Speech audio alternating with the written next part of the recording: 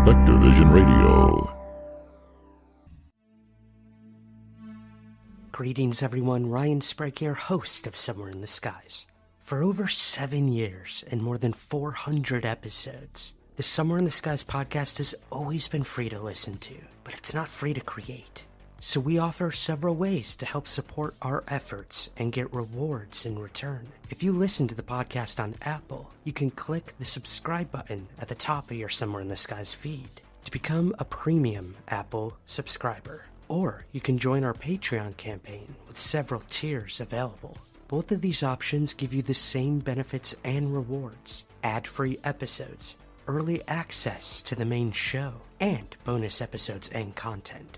Help keep the lights on at the Somewhere in the Skies HQ, and help us continue to grow by becoming a Patreon subscriber at patreon.com/somewhereskies, or by clicking the subscribe button at the top of your Apple feed. Thank you for your continued support, and keep looking up.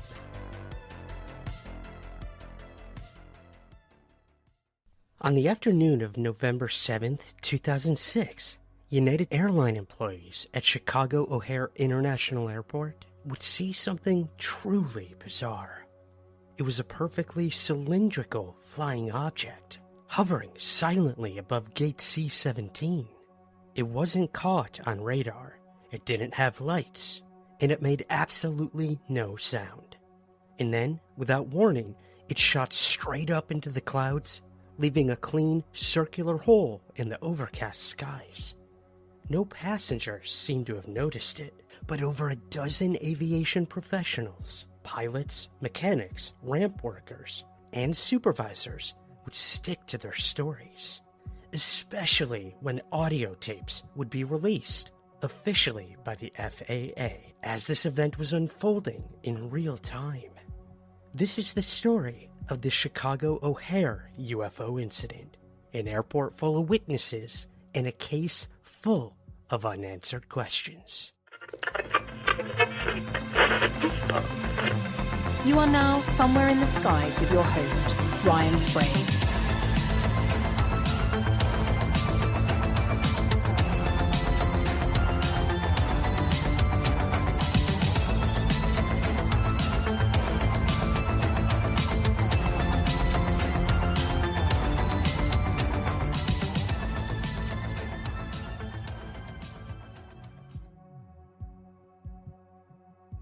At approximately 4:15 p.m. Central Time, a United Airlines ramp employee at Gate C17 looked up and saw what he described as a perfectly round, dark gray metallic object hovering motionless just below the clouds.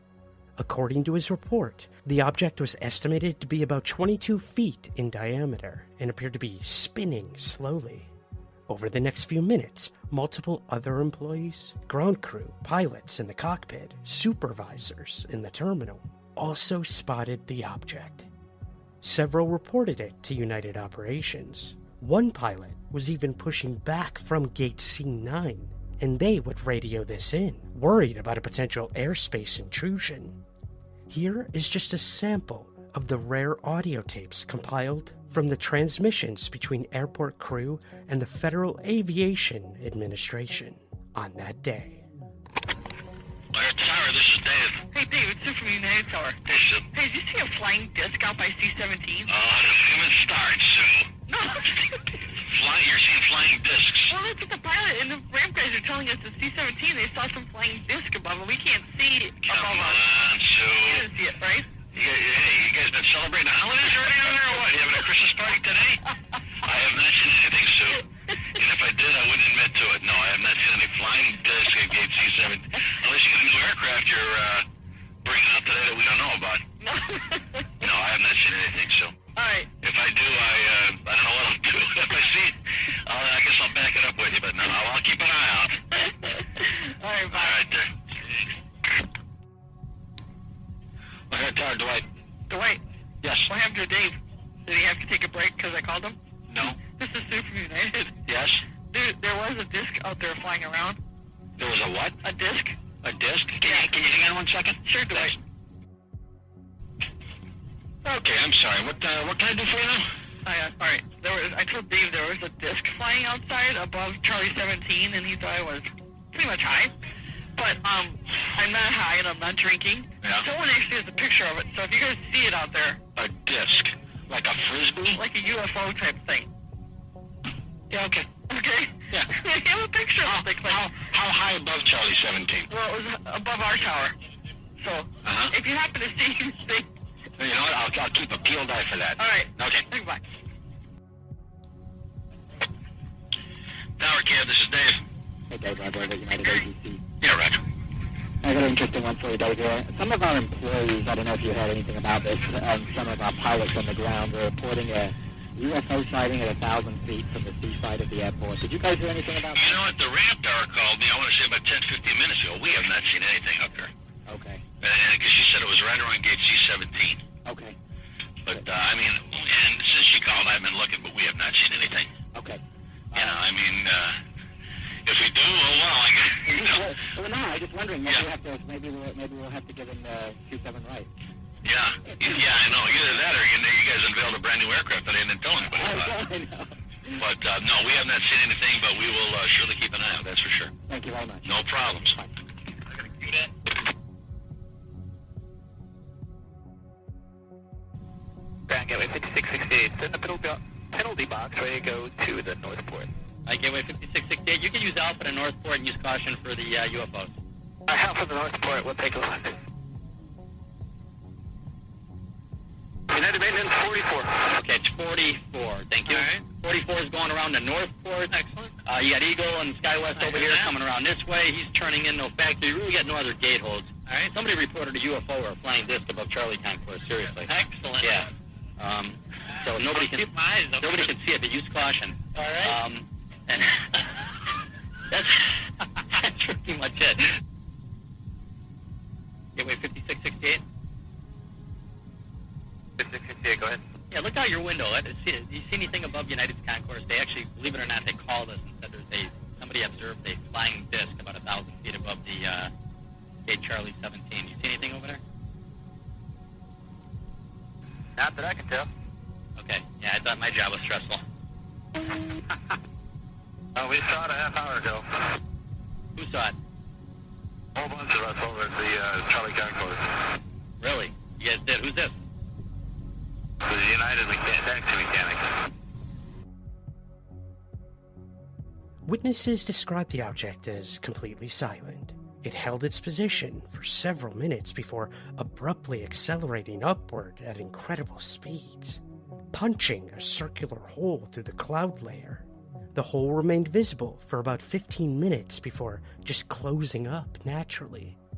There were no known aircraft in the vicinity at that altitude, and the object did not appear on FAA radar. United Airlines did not initially file any official incident report with the FAA.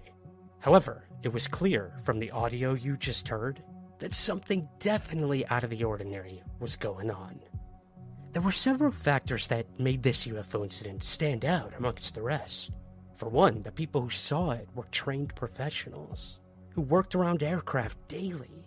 They could distinguish a balloon or a drone from something truly anomalous. Also, O'Hare is one of the busiest airports in the world, with very tightly controlled airspace. Any unauthorized craft hovering near a gate should have triggered alarms. The weather conditions at the time also made this case an outlier of sorts. This wasn't a blinking light in the sky at night. This happened in daylight, under overcast conditions, making it even easier to see stuff clearly. Independent witnesses gave consistent descriptions of the object and its behavior as well. For weeks, the story remained under the radar. Forgive the pun. United Airlines downplayed the event.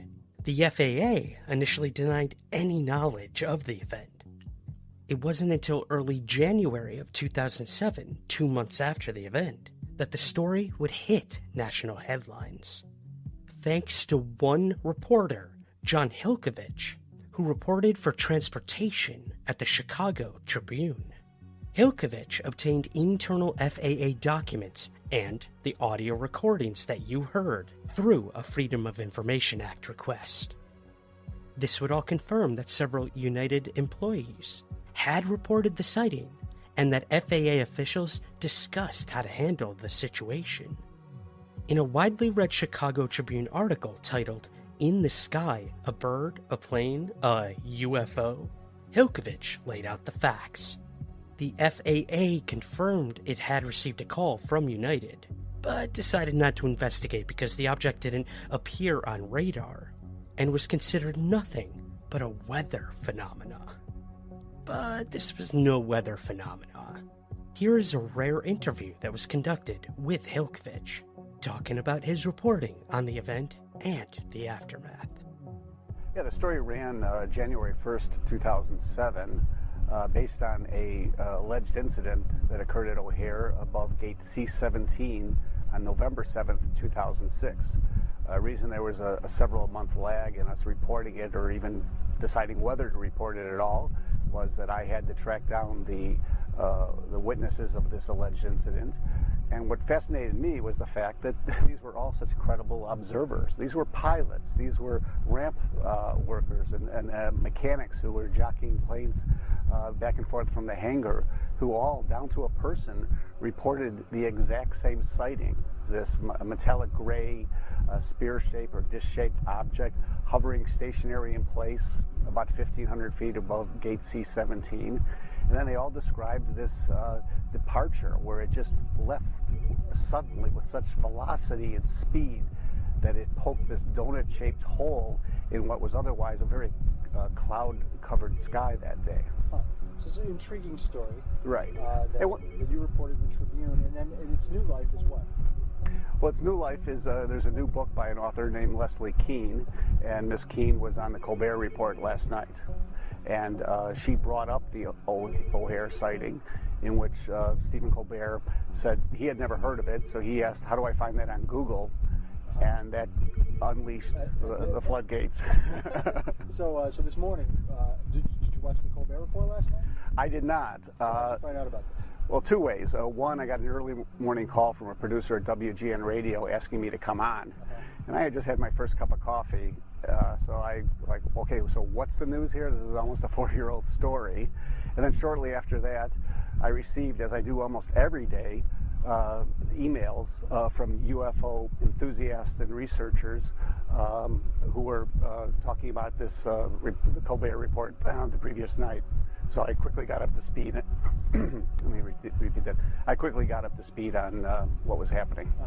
So let me ask you, in this event, what is the most credible aspect of this event? I think maybe we're getting into this. Most credible aspect of this reported UFO sighting is? Well, the most credible part is that pilots, numerous pilots, including the two pilots at C-17, opened their windows and peered out the cockpit, and both saw in great detail, what they, perceived to be a UFO.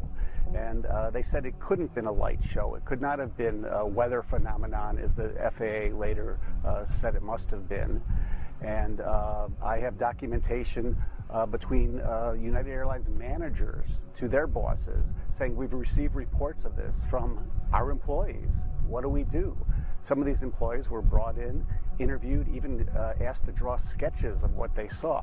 So what's equally important is not just that the caliber of these witnesses, but the Tribune's ability to document, for no better word, a cover-up by both United Airlines and the FAA, because when I went to both parties, they flatly said they knew nothing about this, that my call was the first information they received.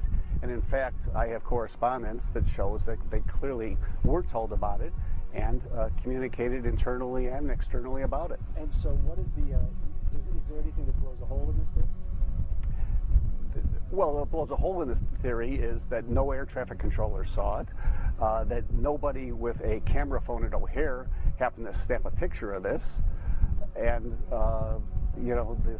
this spaceship, if it was so, is long gone. So an alien abduction case, but in the figurative sense, it has abducted your day. but it has abducted my day. I have put aside 2 or 3 other stories, and I'm working on this today.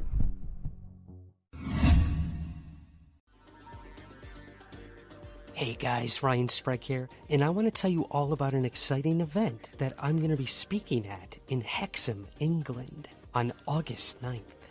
It's called Cosmic Frequencies. Cosmic Frequencies is going to be an unforgettable evening of mind-expanding science, live cosmic funk music, and of course, UFOs. The event is bringing together leading voices from the frontiers of space exploration, UFO research, and science communication. Curated by the SKX Funkanauts Band in collaboration with Kielder Observatory, this immersive event features powerful live music interwoven with talks from astrophysicist and SETI researcher Dr. Beatrice Villarreal, representative of the Kielder Observatory Dan Pye, Emmy-nominated filmmaker and former executive producer for the BBC, Steve Crabtree, and yours truly, talking all about the human side of UFO experiences, with stunning celestial visuals and a special panel discussion and Q&A. This evening celebrates the intersection of art, science, and curiosity, and a journey through space, sound, and the unknown. There will also be a special VIP meet and greet after the talks. Cosmic Frequencies is being held at the Forum Cinema in Hexham, England. Join us on August 9th. For more information and to purchase your tickets, visit cosmicfrequencies.org. Once again, that's cosmicfrequencies.org. And let's get funky!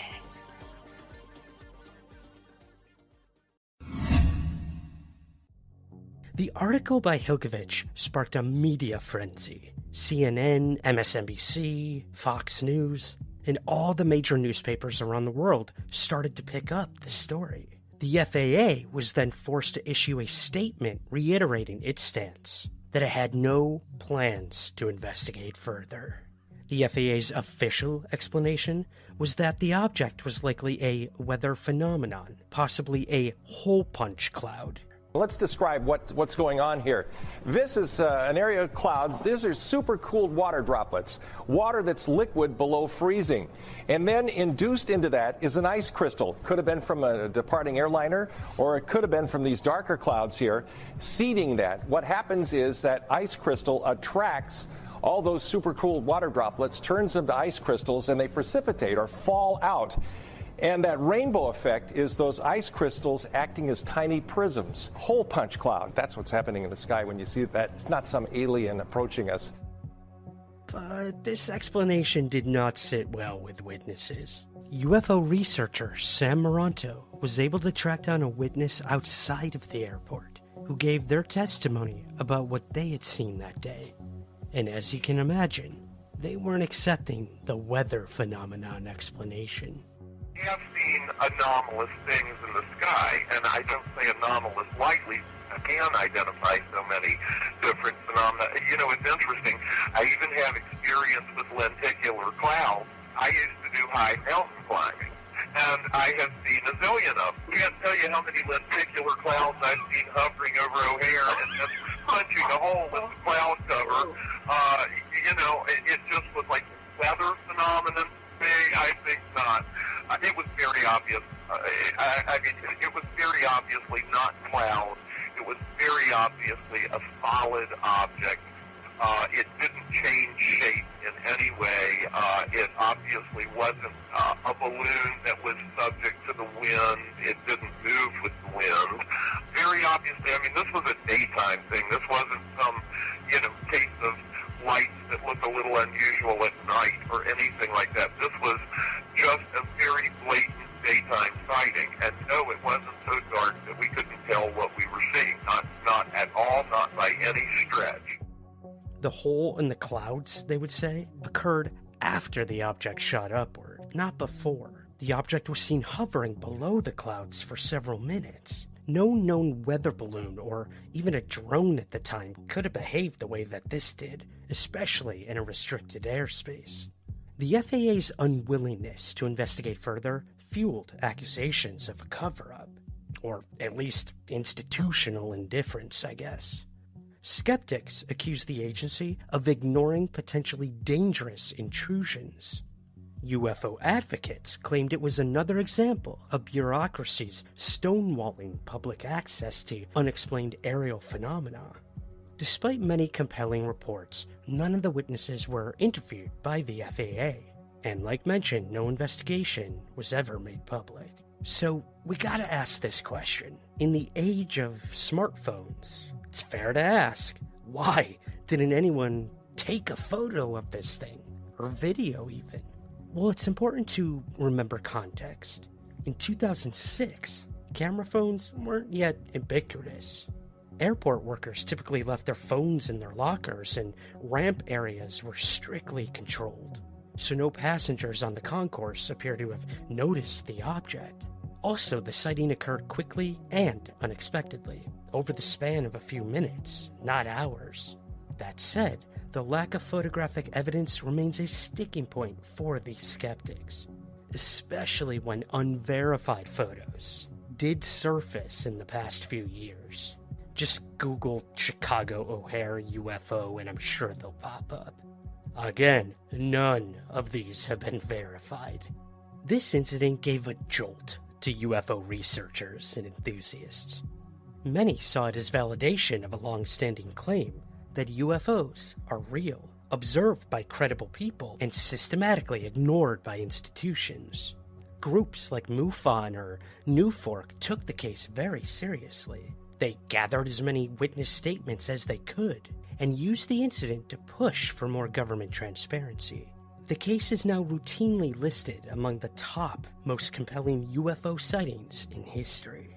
The O'Hare incident poses some uncomfortable questions. If something can appear in restricted airspace, hover near a commercial jet gate, and disappear without a trace, what does that say about our airspace security? Why would the FAA dismiss multiple credible witnesses simply because the object wasn't on radar? These aren't just questions about aliens. They're questions about aviation safety, institutional transparency, and the limits of our detection systems. In a time when governments are becoming more open to the study of UFOs, or UAPs as they're calling them, perhaps the O'Hare incident will finally get the attention it truly deserves. Or perhaps it will remain what it always has been, a silent mystery above Gate C17. Gateway 5668? 5668, go ahead. Yeah, look out your window. Do you see anything above United's concourse? They actually, believe it or not, they called us and said somebody observed a flying disc about 1,000 feet above the Gate Charlie 17. You see anything over there? Not that I can tell. Okay, yeah, I thought my job was stressful.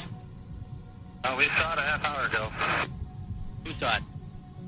A whole bunch of us over at the Charlie concourse. Really?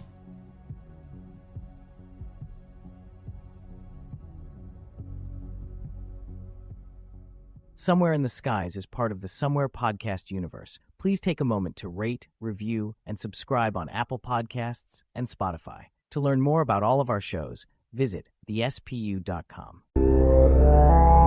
Spectre Vision Radio.